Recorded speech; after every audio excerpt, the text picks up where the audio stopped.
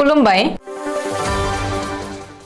बे समाव बडलेण्ड इंखं टेलिभिजननि स्टुडिय'आव आं मिथिका नार्जारी दिनै मोनाबिलिनि गाहाय रादाबफोराव दङ। नकल लाइसेन्स होनायनि दायाव सराइदेउनि DTOआ सासपेन्ड। डाइरेक्ट रिक्रुटमेन्टनि 3थि थाखोनि रिजाल्टखौ फोसावबाय। नगावनिफ्राय लांखार जानाय सानै खुदियाखौ कार्बि आंलंआव बोखांबाय। बिलासिपारायाव लान्थ्रियै लामा जाब्रबथाय जाथायजालियावनो सानै जिउ खहा। ब्रैथि एपिटिएफनि कमान्डेन्टखौ सासपेन्ड खालामबाय। बजालियाव आपनि सोमावसारनायाव पुलिसा लावथि सिबदों। श्रीरामपुराव राजबंशी सन्मेलननि रेल रक' आन्दोलनखौ पुलिस बिफाना फैमाल खालामदों। तान्जानियायाव बिरखं जाब्रबथाय सा 10नि जिउ खहा। बरिमाखा जावलिया देवान गेलेग्रा फोथाराव प्राइज मानि फुटबल बादायलायनाया जागायबाय। दानिया फैदो आबुं रादाबाव।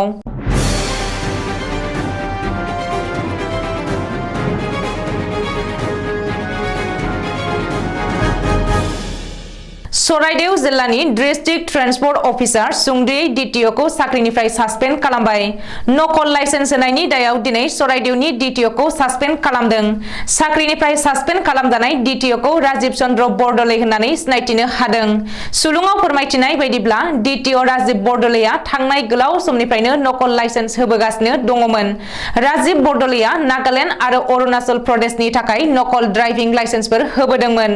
बेनि अनगायैबो सराइदेउनि DTO राजीव बरदलैया बिजाथिफोरखौ आनजाद लायालासेनो ड्राइभिं लाइसेन्स होबोगासिनो दंमोन होननानै गोख्रों अजद थिखांदों।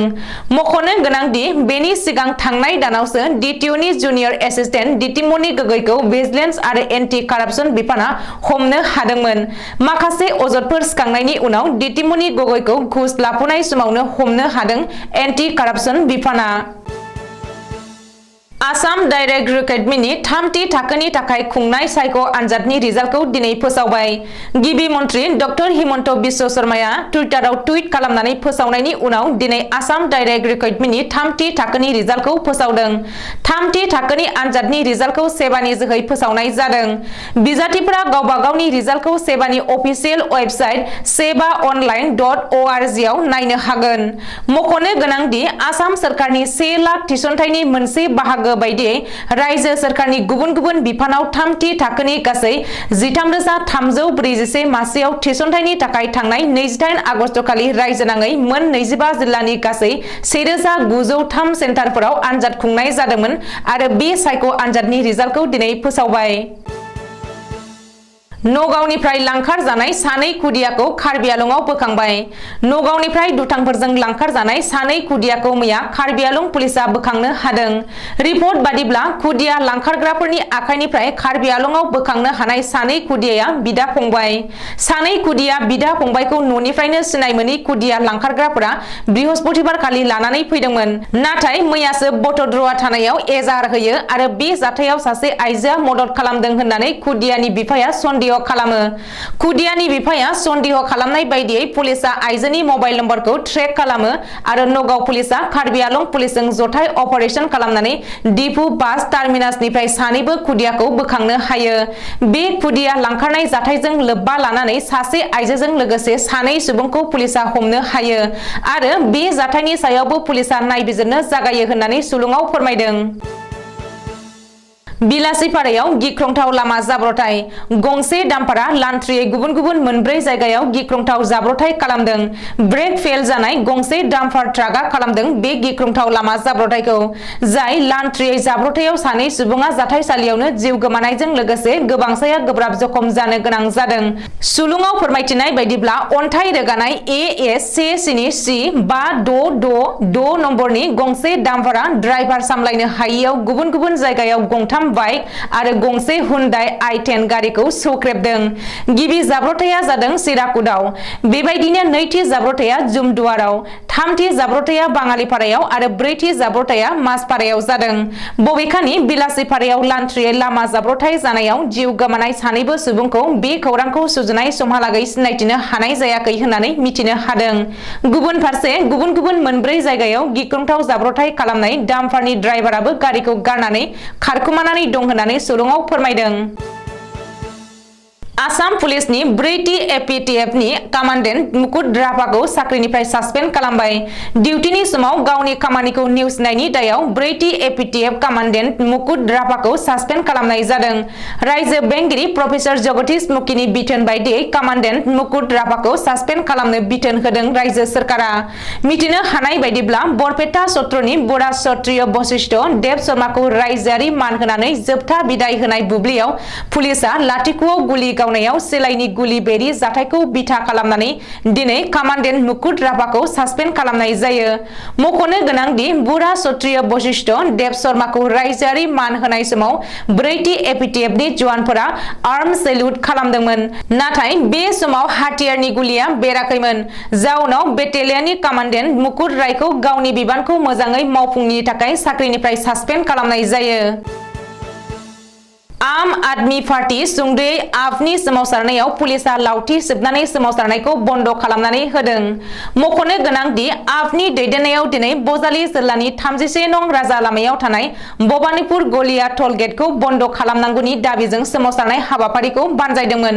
नाथाय आपनि बे सोमावसारनायखौ पुलिस बिफाना लावथि सोबनानै फेलें खालामो आरो सोमावसारग्राफोरखौबो होख्रांहरो। रिपर्ट बादिब्ला पुलिस जवानफोरनि नुजाथिनायाव टल गेटनि मावफारियाफोरा गिबियाव सोमावसारग्राफोरखौ गाग्लोबदोंमोन।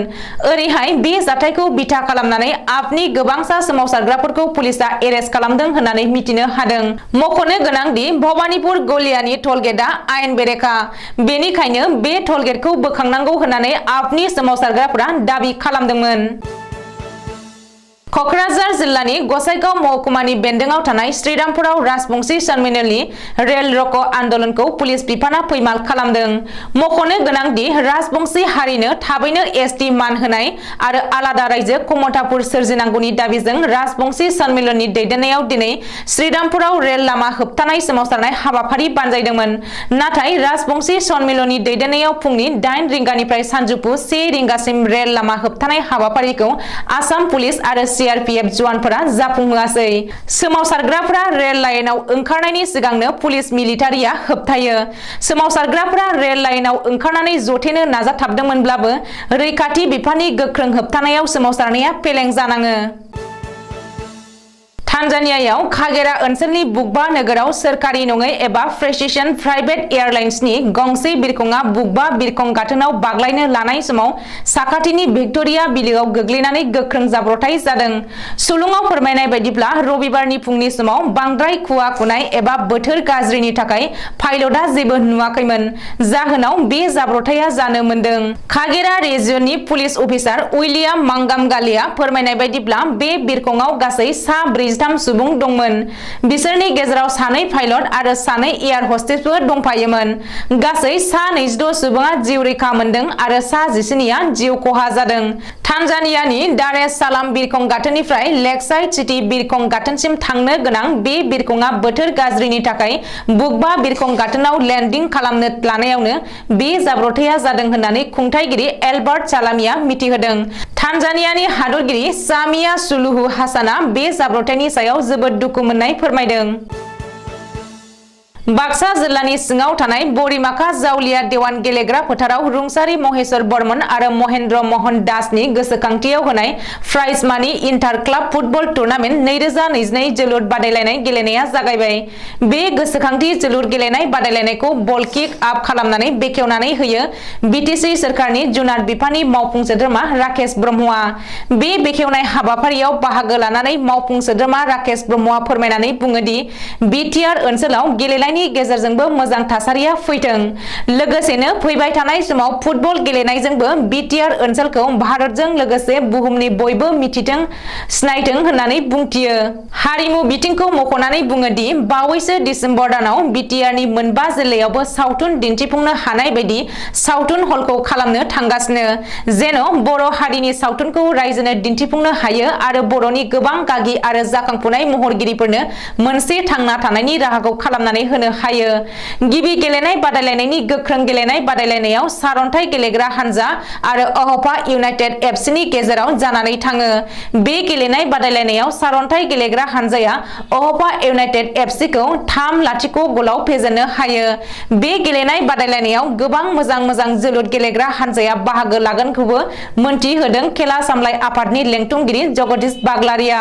लोगोसे रायजो राजाखौबो बे जोलुर गेलेनाय बादायलायनायखौ लैहोर बाहागो लाफैनो हांख्रायो। दिनै मोनाबिलिनि रादाबा एसेनोसै। गोजोन्थों।